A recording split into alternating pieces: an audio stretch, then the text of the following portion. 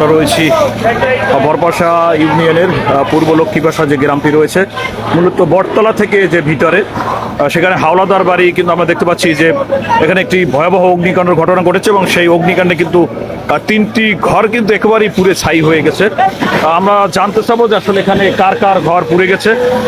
দর্শক, আপনারা দেখতে পাচ্ছেন যে এই মুহূর্তে বাকেরগঞ্জ ফায়ার সার্ভিসের যে কর্মীরা তারা কিন্তু অগ্নি নিভানোর জন্য যে তাদের কার্যক্রম সেটি কিন্তু তারা পরিচালনা করতেছে এবং অতিরিক্ত ধুমার কারণে কিন্তু আসলে অগ্নি নিরাপকের যে কার্যক্রম সেটি কিন্তু কিছুটা ব্যাহত হচ্ছে। এবং বিশেষ করে আমরা এখানে আসার পরে সাধারণ যে স্থানীয় মানুষ তাদের সাথে কথা বলেছি, তারা কিন্তু আমাদেরকে জানিয়েছেন যে মূলত অগ্নিকাণ্ডের ঘটনা ঘটলেও তাৎক্ষণিক ফায়ার সার্ভিসকে খবর দেওয়া হলেও রাস্তা কিন্তু সরু থাকার কারণে ফায়ার সার্ভিসের যে গাড়ি সেই গাড়িগুলো কিন্তু ভিতরে প্রবেশ করতে পারেনি।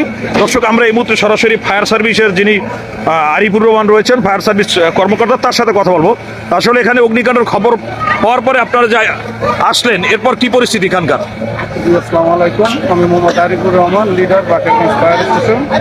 আমরা মূলত 13টা 12 সময় আগুনের সংবাদ পাই আমার লক্ষ্মীপাশা। এটা হলো পশ্চিম লক্ষ্মীপাশা। আমরা সাথে সাথে আমাদের 2টা ইউনিট, প্রথম কল এবং দ্বিতীয় কল ইউনিট, আমরা এই আগুনের উদ্দেশ্যে 13টা 12 সময় আউট হই। ফার্স্ট কলের নেতৃত্বে ছিলাম আমি, সেকেন্ড কলে ছিল সোহেল রানা। তো আমরা এখানে আইসা প্রথম কল পানিবাহী গাড়িটা আমরা আগুনের স্পটে নিয়ে আসতে পারি নাই, কারণ হলো এখানে রাস্তা খুবই ছোট, যেটা একেবারে সরু রাস্তা।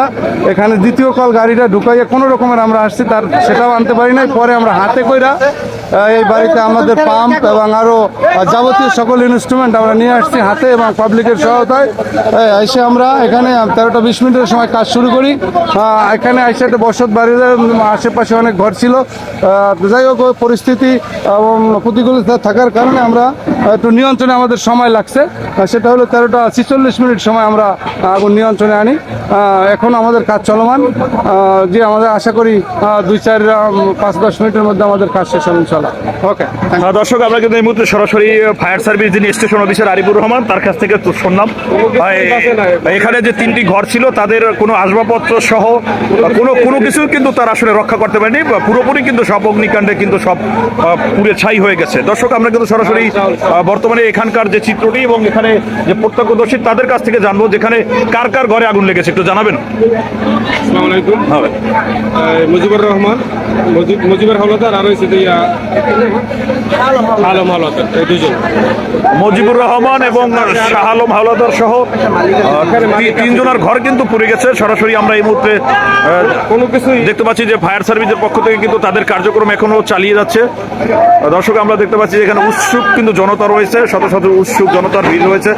আমরা সরাসরি এই মুহূর্তে যার ঘর পুড়ে গেছে, আসলে এই অগ্নিকাণ্ড সূত্রপাত কিভাবে? আপনার ঘর ছিল,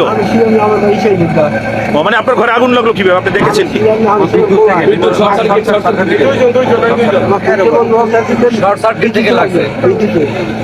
আপনার নাম কি? মুজিবুর হাওলাদার। কিভাবে আগুন লাগলে? মানে তারপর থেকে শুরু হইয়া তারপর